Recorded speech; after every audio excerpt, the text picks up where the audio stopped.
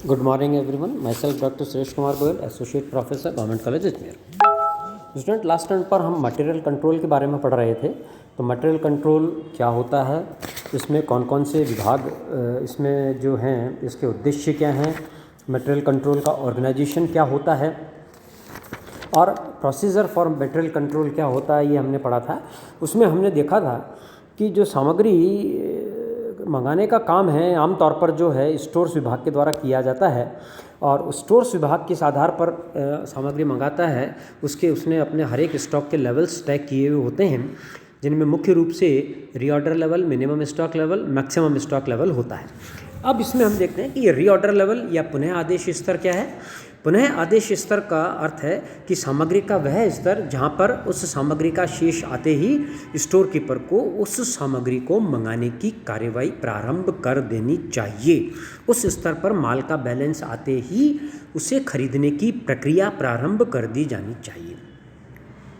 तो ये जो रीऑर्डर लेवल होता है ये मिनिमम स्टॉक लेवल से ऊपर होता है और मैक्सिमम स्टॉक लेवल से नीचे होता है, यानी इन दोनों के बीच में कहीं पर होता है, ताकि उस स्तर पर माल का बैलेंस आने के बाद आप प्रक्रिया प्रारंभ करें तो माल आने में समय लगता है, तब तक उस माल का कंजम्पशन जारी रहेगा।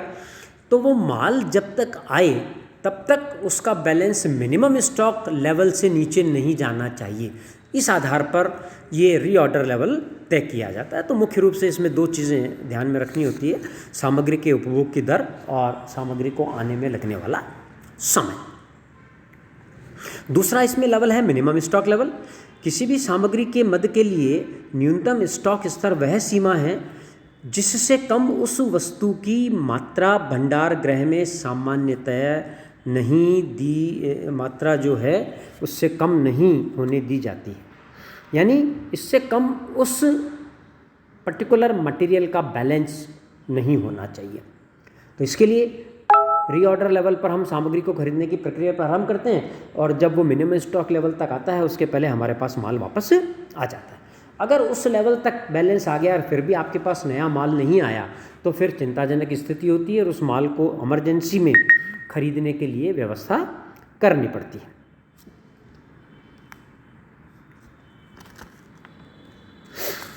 मिनिमम स्टॉक लेवल जो है ये तय करते समय आमतौर पर वही सामग्री के उपभोग की दर और नए माल को लगने वाला समय, ये दो चीज़ ही जो है इतना महत्वपूर्ण उसमें होती है। तीसरा इसमें लेवल होता है maximum stock level. Maximum stock level सामग्री की मात्रा का वह शेष है, वह लेवल है जिससे अधिक सामग्री किसी भी समय स्टोर्स में नहीं होनी चाहिए। ज़्यादा क्यों नहीं होनी चाहिए? सामग्री ज़्यादा स्टोर में रखने के भी दो नुकसान होते हैं। एक तो आपकी कैपिटल ब्लॉक हो जाती है तो उस पर ब्याज फैक्टर का नुकसान, दूसरा उस सामान को स्टोर में संभाल के रखना और उसके खराब होने की संभावना। तो इसलिए सामग्री का ओवर स्टॉकिंग भी नहीं होना चाहिए। तो मैक्सिमम स्टॉक लेवल वो लेवल है जिससे ज़्यादा किसी भी सामग्री का शेष आपके भंडार में नहीं होना चाहिए।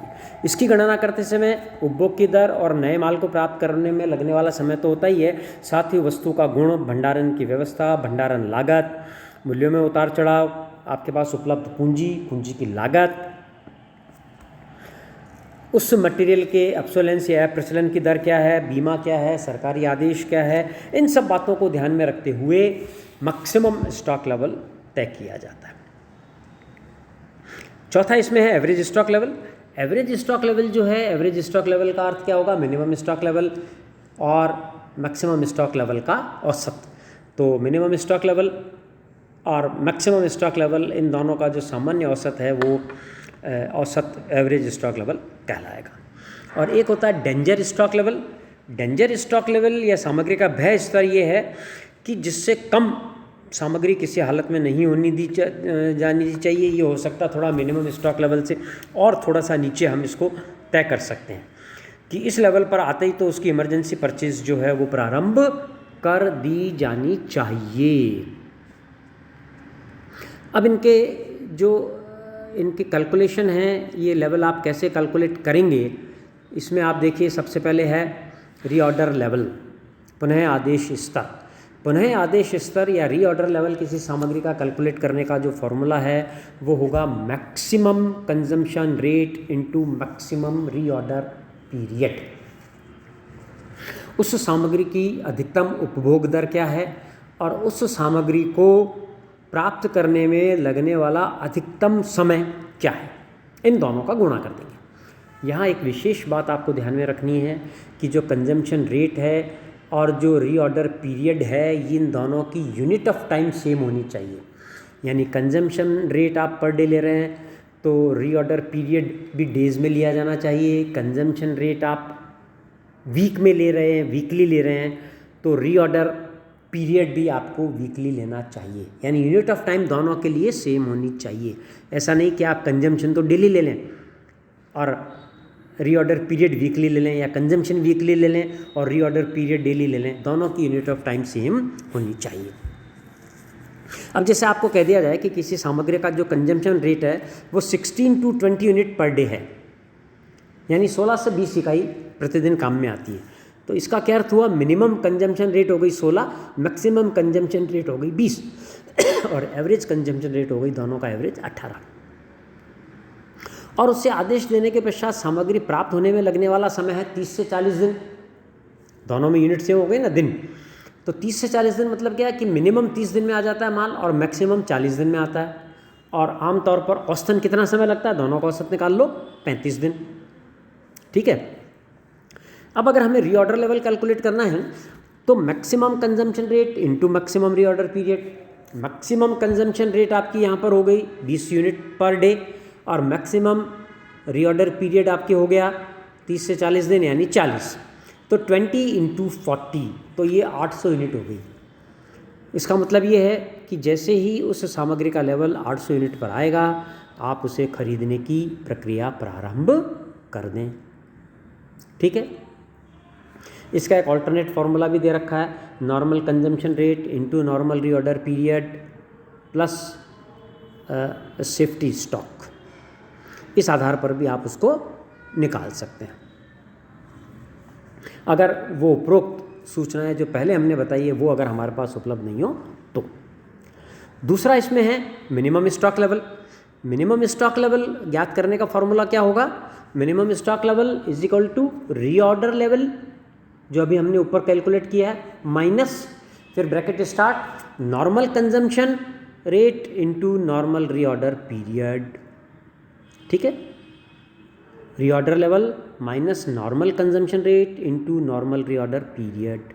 अब अगर इसी उदाहरण में हम देखें तो रीऑर्डर लेवल हमने कैलकुलेट कर लिया 800 यूनिट। ठीक है। अब नॉर्मल कंजम्पशन रेट क्या होगी, 16 से 20 दे रखा है तो नॉर्मल हो गया 18 यूनिट पर डे और नॉर्मल रीऑर्डर पीरियड क्या हो गया, 30 से 40 दिन दे रखा है तो हो गया 35 दिन। तो 18 इंटू 35 तो reorder level 800 minus bracket start normal consumption 18 into normal reorder period 35, 18 into 35। तो 18 इंटू 35 हमने कैलकुलेट किया तो 630 आया। इस 630 को हमने 800 में से लेस कर दिया तो ये हो गई 170 यूनिट। इसका मतलब मिनिमम स्टॉक लेवल क्या हो गया, 170 यूनिट। यानी हम 800 यूनिट पर आते ही खरीद की प्रक्रिया प्रारंभ करेंगे। माल का कंजम्पशन नॉर्मली जारी रहेगा तो वापस नया माल आने तक आमतौर पर स्टॉक घटते घटते कहाँ तक आ जाएगा, सामान्यतया 170 तक, इससे नीचे नहीं जाएगा। तो ये मिनिमम स्टॉक लेवल उस आधार पर हमने तय किया है कि इससे नीचे नहीं जाएगा। 170 के लेवल तक बैलेंस आने से पहले हमारे पास आमतौर पर माल आ जाएगा। तीसरा इसमें लेवल है मैक्सिमम स्टॉक लेवल, अधिकतम स्टॉक स्तर। अधिकतम स्टॉक लेवल का फॉर्मूला होगा reorder level plus reorder quantity, इन दोनों को जोड़ेंगे पहले, minus minimum consumption rate into minimum reorder period. अब यहाँ रीऑर्डर क्वांटिटी का अर्थ है कि एक बार में आप कितनी इकाइयों का आदेश दे रहे हैं, वो है रीऑर्डर क्वांटिटी। अब अगर इसी एग्जाम्पल में हम लें और ये मान लें कि रीऑर्डर क्वांटिटी जो है वो 1000 यूनिट है, तो इस फॉर्मूले में हम वैल्यू रखेंगे रीऑर्डर लेवल 800 यूनिट जो हमने कैलकुलेट किया plus reorder quantity 1000 unit, 800 plus 1000 1800 minus minimum consumption rate into minimum reorder period. Minimum consumption rate क्या है, 16 यूनिट पर डे और मिनिमम रीऑर्डर पीरियड क्या है, 30 दिन। तो 16 इंटू 30 480, तो 1800 में से 480 हमने घटा दिया तो ये बचा 1320 यूनिट। तो ये आपके मैक्सिमम स्टॉक लेवल हो गया 1320 यूनिट। आमतौर पर जो आपके अधिकतम स्टॉक रहेगा वो 1320 यूनिट रहेगा। कैसे रहेगा? आप 800 यूनिट पर आते ही प्रक्रिया प्रारंभ करेंगे क्रय करने की, माल का कंजम्पशन लगातार बना रहेगा, तो माल का बैलेंस कम होता जाएगा, कम होता जाएगा, कम होता जाएगा, और जैसे ही वो 1000 यूनिट प्राप्त होगी तो वो उसमें अगर हम ऐड कर देंगे तो 1320 यूनिट से ज़्यादा वो नहीं जाएगा, क्योंकि मिनिमम स्टॉक लेवल क्या है आपके 130। अगर मिनिमम स्टॉक लेवल पर आने के बाद आपको माल प्राप्त होता है तो मिनिमम स्टॉक लेवल 170 है, मिनिमम स्टॉक लेवल 170 आने पर माल प्राप्त होता है 1000, तो 1170 हुआ। अगर वो उससे थोड़ा सा और पहले आ जाएगा तो आमतौर पर 1320 यूनिट आपका मैक्सिमम स्टॉक लेवल रहेगा। तो आपका एक्चुअल स्टॉक जो वेरी करेगा वो मिनिमम स्टॉक और मैक्सिमम स्टॉक लेवल के बीच में वेरी करेगा। और एवरेज स्टॉक लेवल आपका क्या होगा? Minimum stock level plus maximum stock level divided by 2। यहाँ पर मिनिमम स्टॉक लेवल हमारे पास आया 170, मैक्सिमम स्टॉक लेवल आया 1320, दोनों को जोड़ दिया डिवाइडेड बाई 2 तो ये हो गया 745। तो आमतौर पर औसत स्टॉक आपके पास रहेगा 745। तो इस प्रकार से इन तीनों लेवल के फॉर्मूले आपको याद करना है, किस प्रकार से इसको हम कैलकुलेट करेंगे ये हमने देखा है। अब नेक्स्ट टाइम पर इसका एक एग्जाम्पल हम देख लेंगे। तब तक के लिए goodbye, thank you very much.